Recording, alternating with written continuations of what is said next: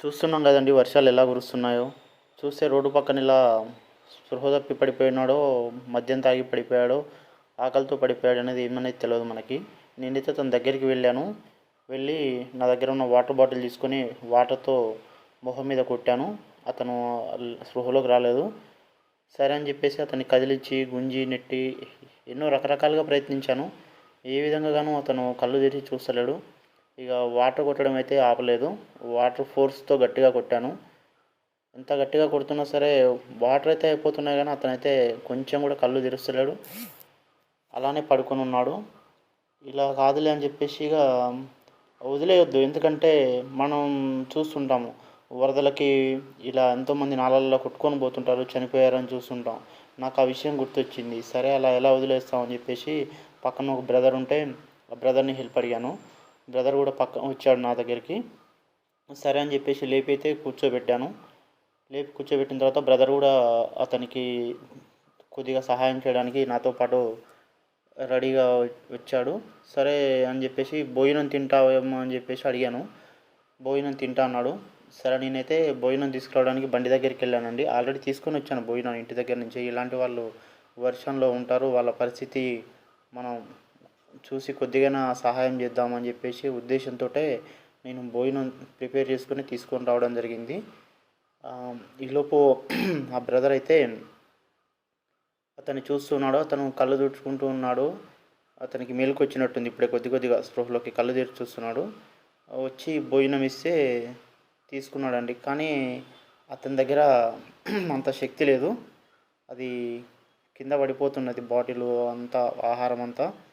సరే అని చెప్పేసి ఏం చేసాం, బ్రదర్ ఆ బాటిల్ తీసుకున్నాడు. ఆ బాటిల్ తీసుకొని పాపం అతను నిజంగా గ్రేట్ అండి.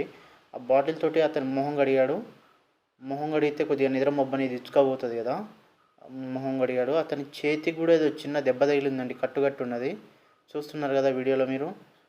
సరే అని చెప్పేసి అటు పక్క కూర్చో భోజనం తిందు అని చెప్పేసి ఆ బ్రదర్ అయితే అతను అలా గుంజాడనమాట. అతను ఏం తెలుస్తలేదు అతనికి ఏం జరుగుతుందనేది. అటు ఇటు అంతా చూస్తున్నాడు. సరే ఇక్కడ కూర్చో భోజనం తిందు అని చెప్పేసి ఆ బ్రదర్ కూడా తనంతో చాలా ప్రయత్నం చేశాడు. మళ్ళీ ఒకసారి మొహం కడిగాడు అనమాట. మళ్ళీ కొద్దిగా నీళ్ళు పెట్టి మొహం కడిగాడు. కొద్దిగా మత్తు పోతుంది. ఇక సరే అని చెప్పేసి మేమైతే అతనికి ఆహారం ఇచ్చేసాము. అంత గట్టిగా కొట్టానండి, నేను చరిచాను. ఆ నిద్ర మబ్బిచ్చుకోవాలని చెప్పేసి గట్టిగా 2 దరిచాను. ఇక చేతులు కడుక్కుంటా అంటే వాటర్ పోసాము, చేతులు కడిగేసిన తర్వాత అతను ఆ ప్యాకెట్ కూడా ఎప్పుకోలేని స్థితిలో ఉన్నాడు. ఇక మేమే ఇస్తారు ప్లేట్ కూడా కడిగి అతనికైతే నేనే నా చేతులతోటి ఆ దారం అనేది ఉప్పేసి అతనికి ఆ ప్లేట్లో భోజనం పెట్టడం జరిగింది. ఎందుకంటే ఆహారం తింటే కొద్దిగా వాళ్ళు ఇప్పుడు మొహం కడిగాము, కొద్దిగా స్పృహలోకి వచ్చారు. అన్నం తింటే ఏమవుతుందంటే ఇంకొద్దిగా నిద్ర మబ్బని తెచ్చుకోబోతుంది. వాళ్ళు ఇంటికి సేఫ్గా వెళ్ళగలుగుతారు. లేదంటే ఇలానే వరదలు వచ్చేసి ఆ వరదలలో ఎక్కడికైనా పోయారనుకోండి, మనం చూసి కూడా ఏం చేయలేని స్థితిలో ఉంటే ఎలా? మన వంతు మనం ఏదో ఒక సహాయం చేయాలి కదా. ఎందుకంటే ఇలాంటి రేర్ కేసులన్నీ మన నిర్లక్ష్యం వల్లనే జరుగుతుంటాయి. కాబట్టి మీరు ఎప్పుడైనా ఎక్కడైనా సరే ఇలాంటి వాళ్ళు కనిపిస్తే ఖచ్చితంగా వారికి మాత్రం సహాయం చేయడానికి ఒక అడుగు ముందుకు వేయండి. ఎందుకంటే ఆ ప్లేస్లో రేపటి రోజున మన రిలేషన్స్లో ఎవరైనా ఉండొచ్చు. అది ఏ విధంగా పడిపోయారు అనేది ఎవరికి తెలియదు. మొత్తానికైతే అతనికి భోజనం ఇచ్చామండి. అతను భోజనం కూడా పట్టుకొని తినే స్థితిలో అయితే లేడు.